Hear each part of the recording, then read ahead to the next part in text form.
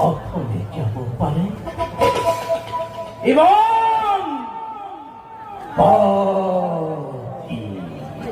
এই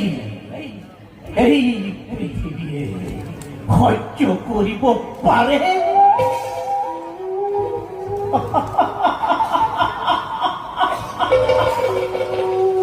মোরা জন্ম সাধনার সফলতা অধুরা দুর্যোধন তুমি রাজ আর মই দিনহীন অন্ন দেবী তুমি হত